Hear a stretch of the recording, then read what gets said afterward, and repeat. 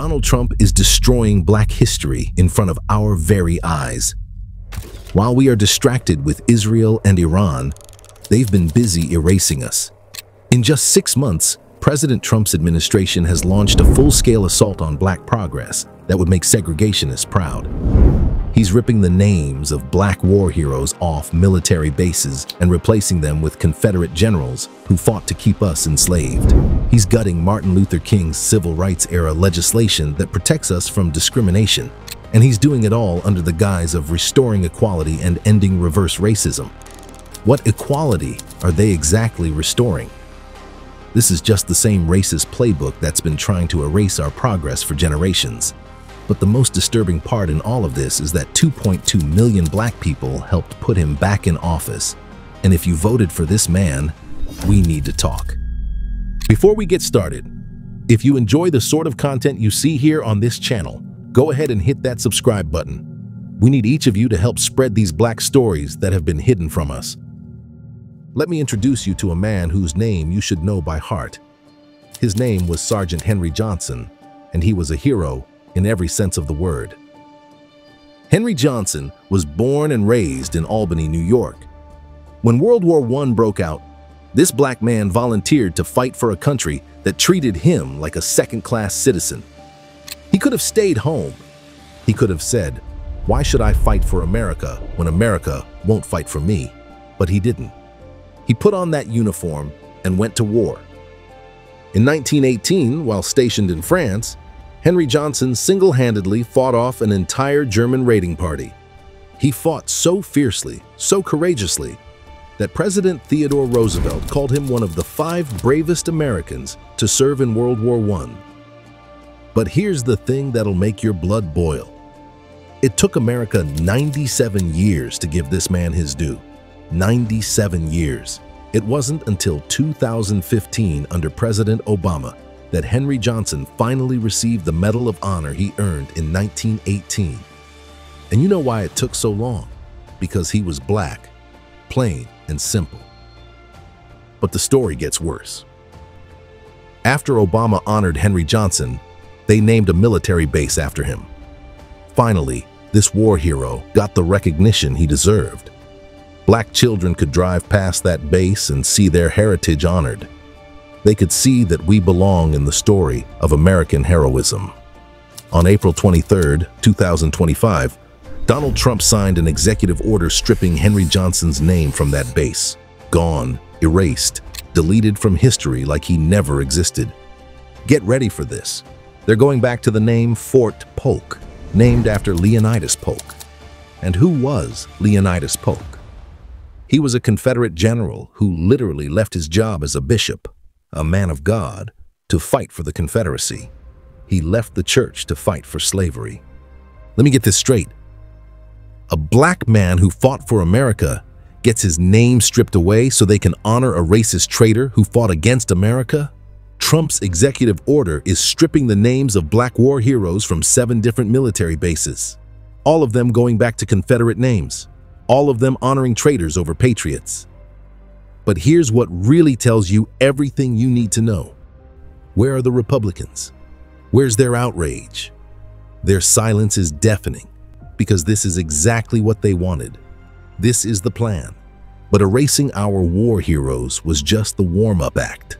The real destruction is happening in our courtrooms, where Trump is systematically destroying the legal tools we use to fight discrimination. And most people don't even understand what's being taken from us. Let me break down something called disparate impact in a way that'll make perfect sense. Imagine a company puts out a job posting that says they won't hire anyone with urban-sounding names. They never say they won't hire Black people. They're too smart for that. But somehow, mysteriously, only people named Brad and Jennifer get hired, while Jamal and Keisha get rejected. Under the old system, we could use something called disparate impact to prove that's racism. We could show that this urban names policy disproportionately hurts Black people, and that would be enough to win in court. We didn't need someone to admit they were racist. We just had to show the racist results. It's a legal shield that lets us fight the smart racists, the ones who learned not to say the quiet part out loud. But Trump just destroyed that shield.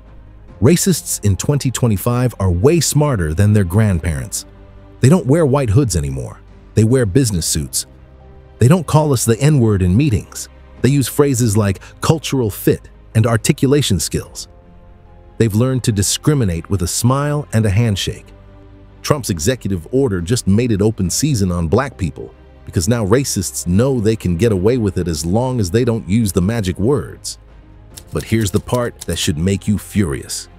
Trump is actually flipping the Civil Rights Act into a weapon against us. Now, instead of protecting black people from real discrimination, these laws are going to be used to protect white people from reverse discrimination. The same Civil Rights Act that our ancestors bled for, the same law that Martin Luther King died for, is now going to be used to sue black people, sue diversity programs, sue anything that tries to level the playing field. This is heartbreaking, family. We're watching hard-fought civil rights gains get turned into weapons against us. Laws that were written to protect us are being rewritten to attack us. And we're only 6 months into 4 more years of this madness. Now, this BS didn't happen overnight. They told us exactly what they were going to do. In 2024, the Heritage Foundation put out their 932-page manual called Project 2025 that laid out Trump's plans. And right there in black and white, they said they wanted to eliminate disparate impact.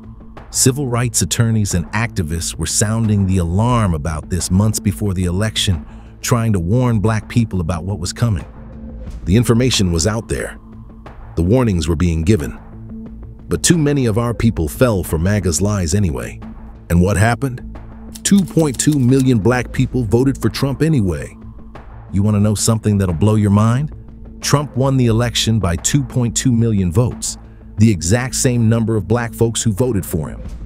Let that sink in.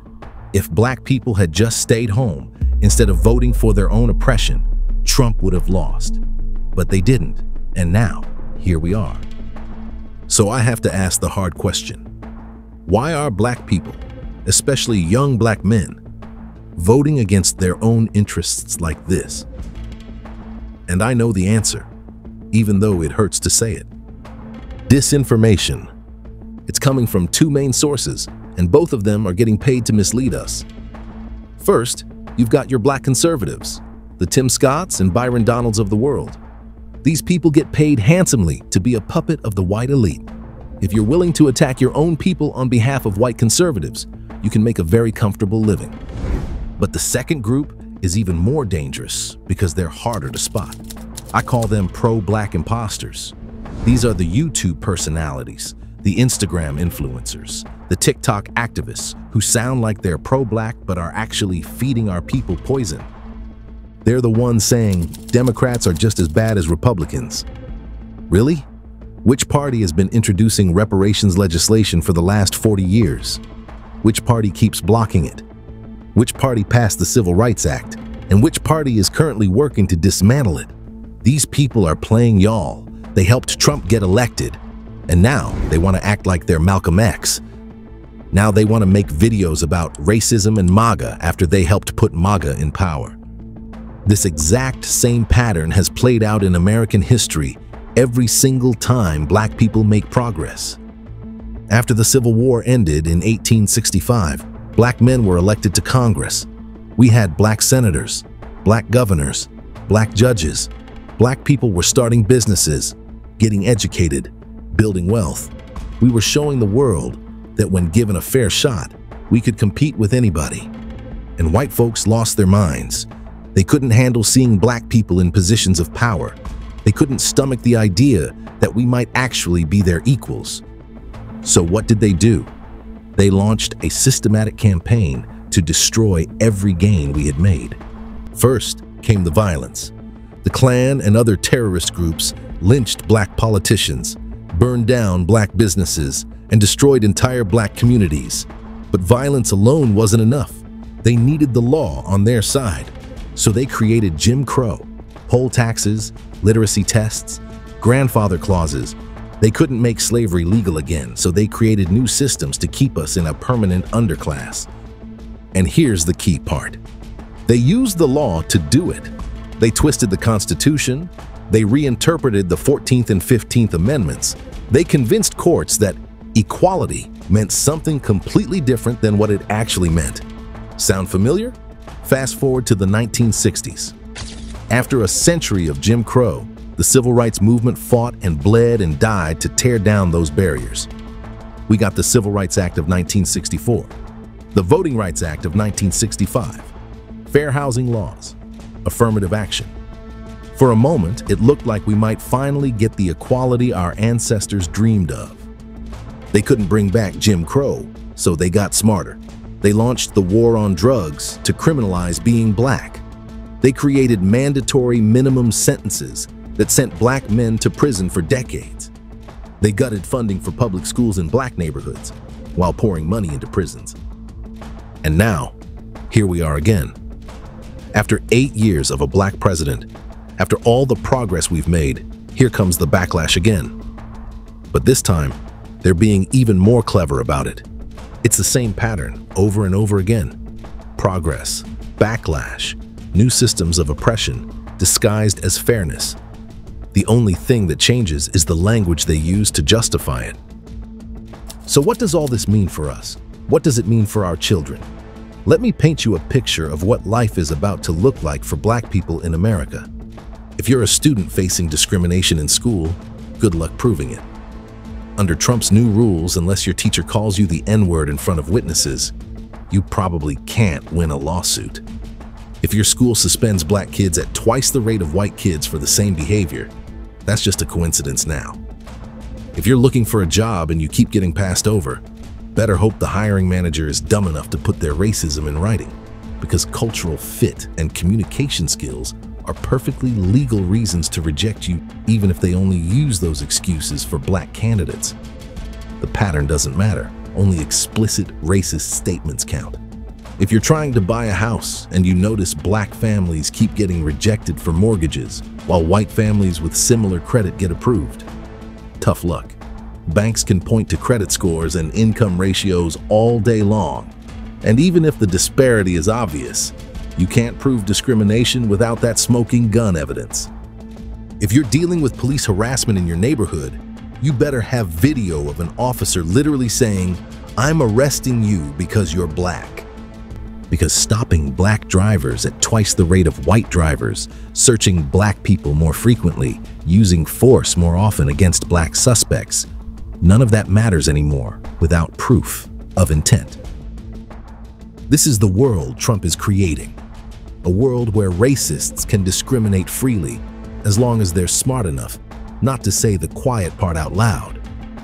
A world where centuries of documented patterns mean nothing, where statistical evidence gets thrown out, where the burden of proof becomes impossible to meet.